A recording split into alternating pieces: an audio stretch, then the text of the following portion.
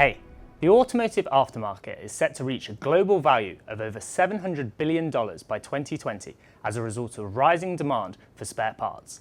Today on Lokad TV, we're going to discuss the supply chain challenges that this rapid growth has introduced and learn how consumers are becoming more aware of the benefits of regular maintenance in order to increase the lifetime of their vehicles. So Johannes, what's so special about the automotive aftermarket industry? First, I would characterize, the automotive industry as like the industry of the industry of the industries. It's like completely huge, and it's absolutely massive, and in so many ways. For example, in Europe, when you look at the number of different distinct parts that you can find, you have over 1 million different parts, while you have actually only 300 million Europeans. So it's like one distinct part every 300 Europeans, which is just completely gigantic when you think about it. So it's a huge industry that is actually a century old. So it's also an old industry, and it's very, very complex. Okay, so what is the implications of all of these million spare parts? I mean, how does this make it so complex?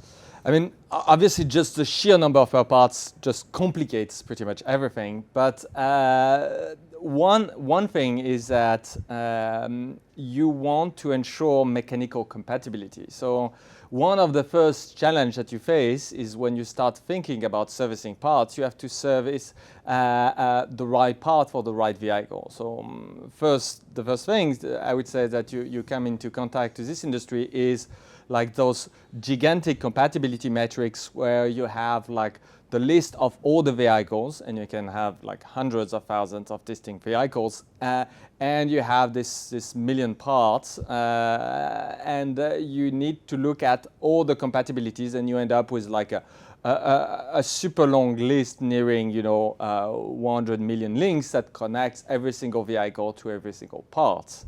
And even that is actually not even reflecting the true complexity of this industry. Let's talk a little bit about forecasting then. How can you possibly forecast for these sort of million components? There's such a vast range of options out there. So how can you forecast the demand for that? So the interesting thing is that the demand is actually is completely need driven. You don't have suddenly an envy to just buy a car part. It's pretty much your vehicle require a new part, and thus you're going to seek this part. And so in terms of demand, the demand is primarily shaped not by customers, but by the vehicles of the customers.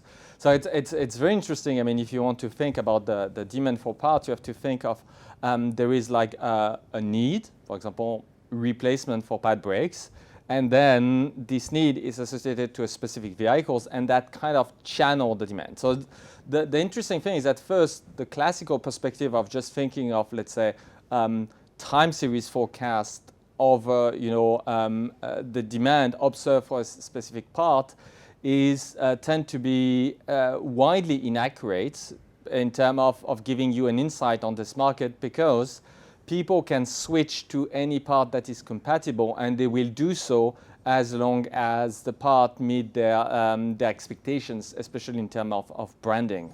I mean, the real sort of challenge I can sort of see here is isn't the amount of times a car breaks down. It's fairly random. It's dependent on so many factors like driving style and maybe the weather conditions. So how can you actually forecast for something like that? So, I mean, again, we are kind of safe because of the scale of this industry. There are like a million different parts, but you end up having hundreds of millions of vehicles as well. So, even if things are fairly random, there is a lot of structure to it. I mean, obviously, cars need more parts as they age, as they drive, and most of the driving patterns of most people are fairly, I would say, routine. So the amount of parts that you're going to need is actually quite steady.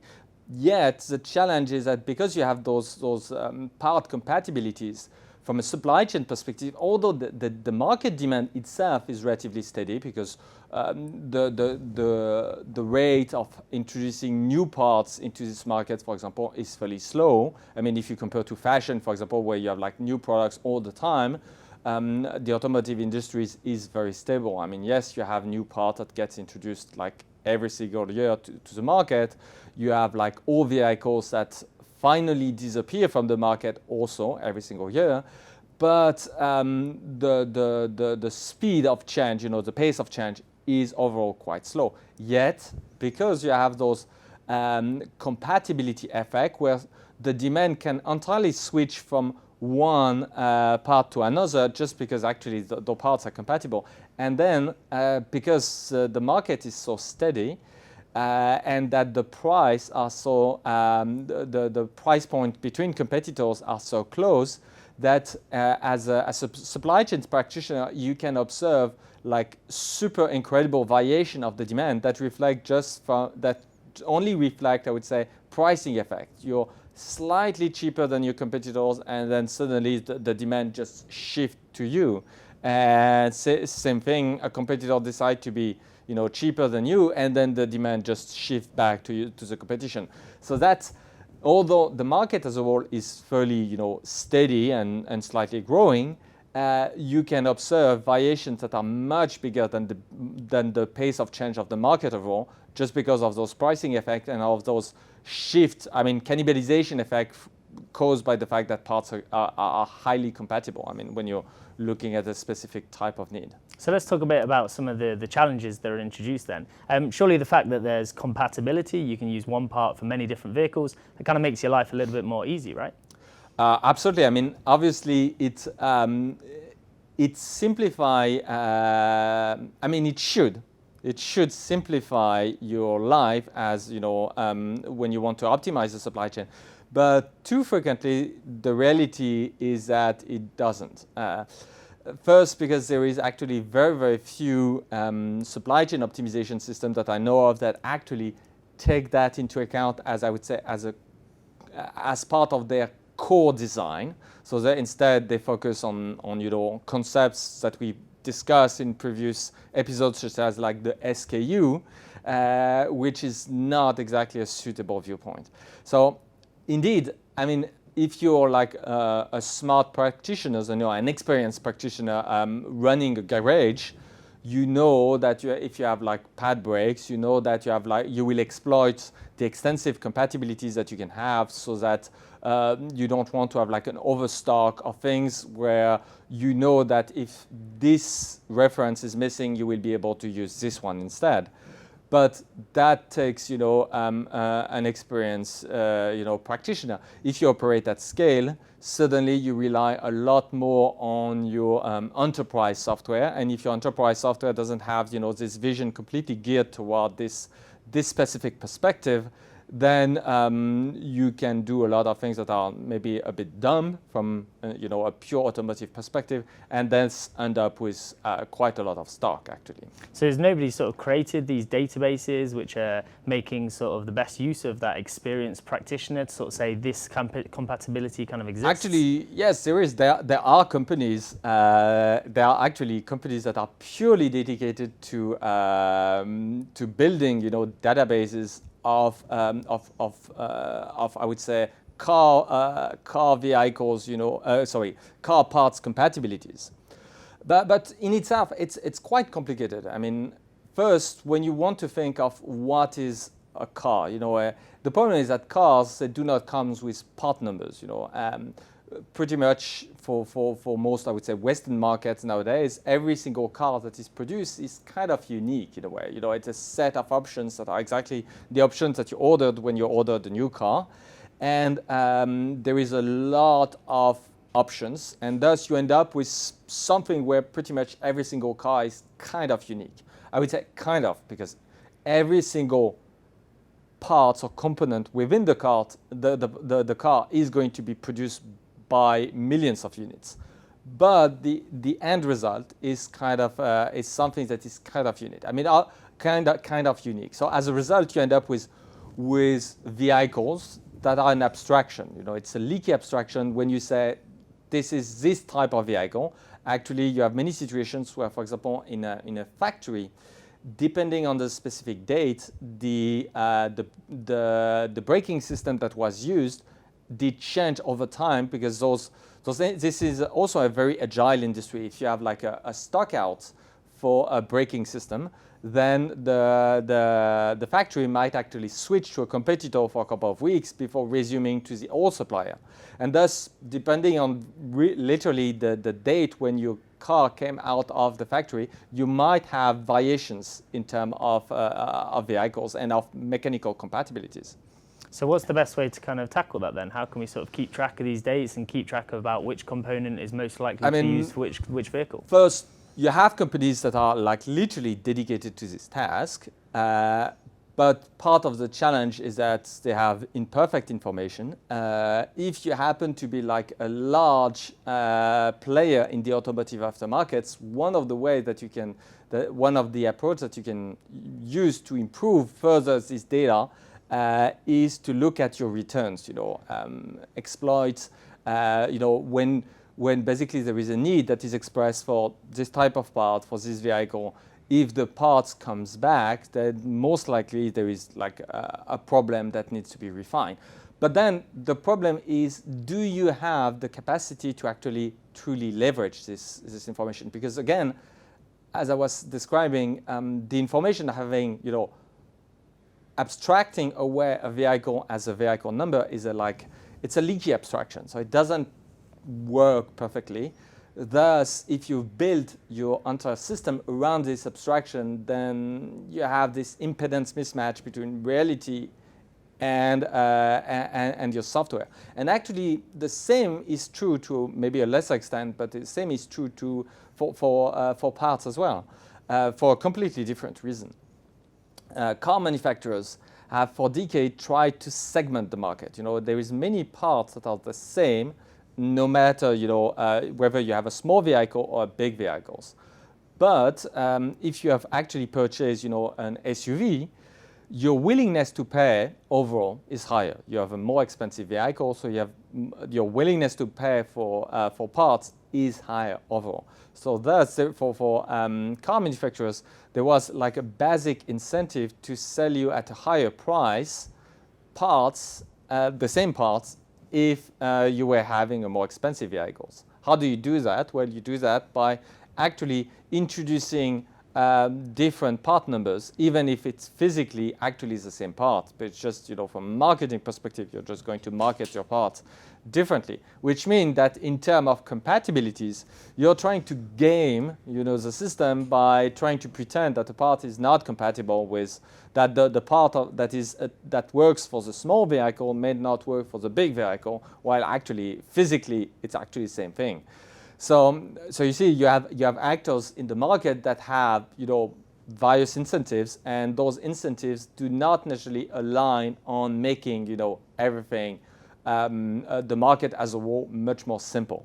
It's sometimes the incentive of the various players is actually to create and sustain complexity rather than reduce complexity. Okay, let's talk a little bit about pricing then. You sort of talk about these luxury vehicles, people are more willing to pay a little bit more. How important is pricing when it comes to these components? Pricing, it's very interesting.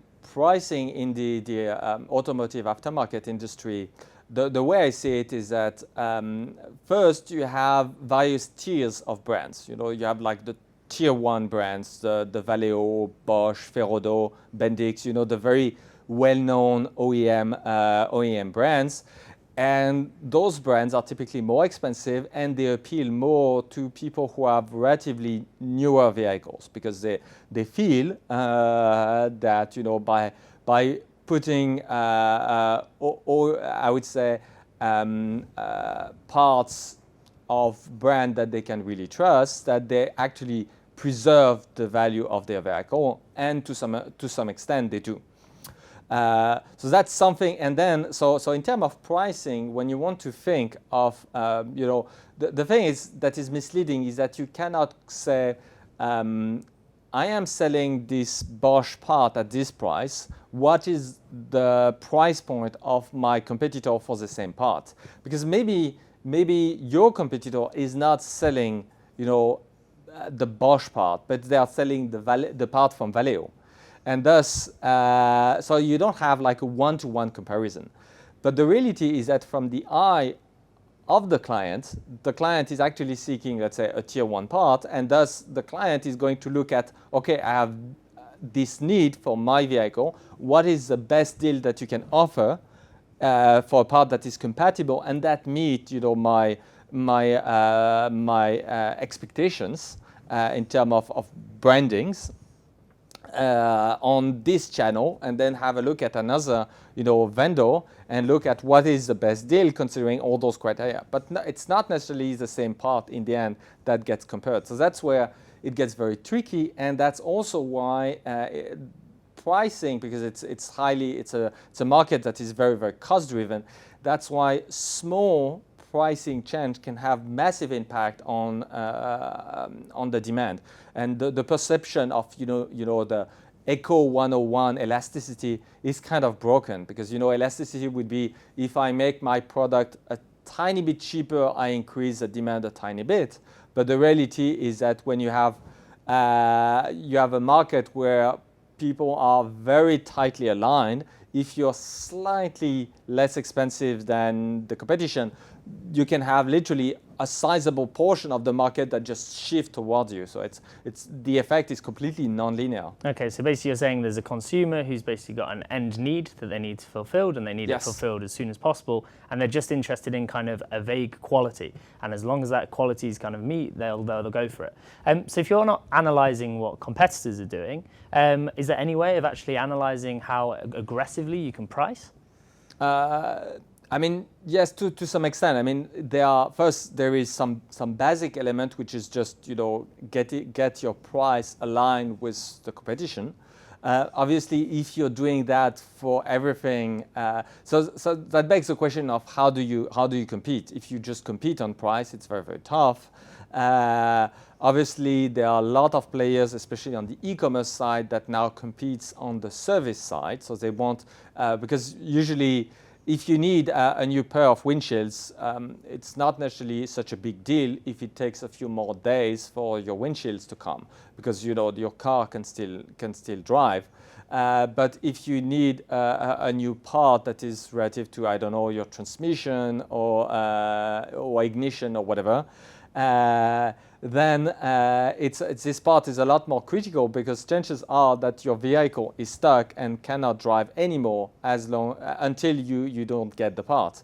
So you have a vivid interest of having like a super reliable delivery. And obviously, I know that we have clients in the automotive aftermarket that a lot of actors are now very aggressively, I would say, pushing the quality of service precisely as a way to differentiate themselves, and people might be willing to pay an extra for a part if you give them good cause to believe that they will get their part in time. For example, for the next weekend, especially if you are into changing complex, I would say, relatively advanced mechanical part on your own on your vehicle, then probably you want to have the part for the next weekend, because that's going to take you a bit of time. And if you don't get it for the weekend, that means that your vehicle will still be stuck until next weekend, which is a big pain. And you mentioned those kind of e-commerce players. How's the industry kind of changed in that probably 20, 30 years ago, it was very much dominated by garages and kind of B2B customers. But now there's these e-commerce players that are being introduced. How's that kind of changed things? I mean, it's changing the market quite a lot, because you realize that if you build a super efficient B2C e-commerce, so distribution platform for car parts for just regular clients, actually you also have a super efficient distribution platform for garages. And fundamentally, the problem of serving a garage or somebody else is it's actually quite the same, actually, because the number of garages that you have is enormous. I believe in the UK it's something like 5 to 10,000 and similar numbers for France. So the number of locations that you have, it's not hypermarkets, just to give you an idea of the scale of an hypermarket, a large hypermarket, maybe like 500 employees. The average garage is just going to be like a handful employees. So it's even if they are going to get parts delivered, every single day, they are going to have like a few parts delivered. It's not like they are going to have like a whole truck of parts being delivered on a daily basis. So fundamentally, what is interesting is that servicing garages is not fundamentally different from servicing, just everybody. And thus, in terms of what I see is that e-commerce that have developed, very capable logistical capabilities to serve, the B2C markets are now finding themselves having, capabilities that are increasingly competitive to just rival the more traditional B2B aftermarket segments. Okay, so if we sort of start drawing things together today, I mean, what are the key lessons we should learn? Is there this idea that although it's seemingly quite random when a car breaks down, actually there's enough data out there that we can really sort of learn things from that? Yes, I mean, more specifically, again, automotive aftermarket is a very large industry. So it's a game of numbers, and chances are, and the chance are that because we have so many vehicles that things average out quite nicely, and so you have a lot of demand. But, and that's probably the big takeaway, I would say, is that you can observe as being, yourself a player in the automotive aftermarket, that you can observe a demand that is super erratic, super intermittent, and caused by the fact that you have those compatibilities and this price sensitivity that mean that the market can go in and go out, from your channels in ways that are very hard to predict, seemingly, but actually they get a lot simpler when you put front and center this idea that what is actually steady is a specific type of need. And that's where you have, I would say, statistical stability. Obviously, if you're looking for the super long tail, so parts that then you're looking at parts that maybe are needed for large players. I mean, we have clients where we see large players in the automotive aftermarkets where they sell about 200 to 300 different parts every year, and some of those parts are only sold a couple of times per year. So the need is like that's a super long tail. Obviously, if you're dealing with a super long tail, it's just a game of you need probabilistic forecast, and ultimately the question becomes more about trying to balance the risk of just doing a cross dock to service this part and not take the inventory risk for yourself. But for the parts that are sold a bit more regularly, where there is like game-changing opportunities, is to have a supply chain optimization that really takes into account the fine structure of the demand, especially the vehicles of your clients, for example, so that you don't get surprised or not as surprised just by things that are just purely deterministic, effect of your own pricing or of your own, commercial practices which put a product in front of another. And because those products are like near perfect substitute, demand can very easily switch from one reference to another. Okay, brilliant. We're going to have to leave it there, but thanks for your time. Thank you very much. Okay, that's everything for this week. Thanks very much for tuning in, and we'll see you again next time. Thanks for watching.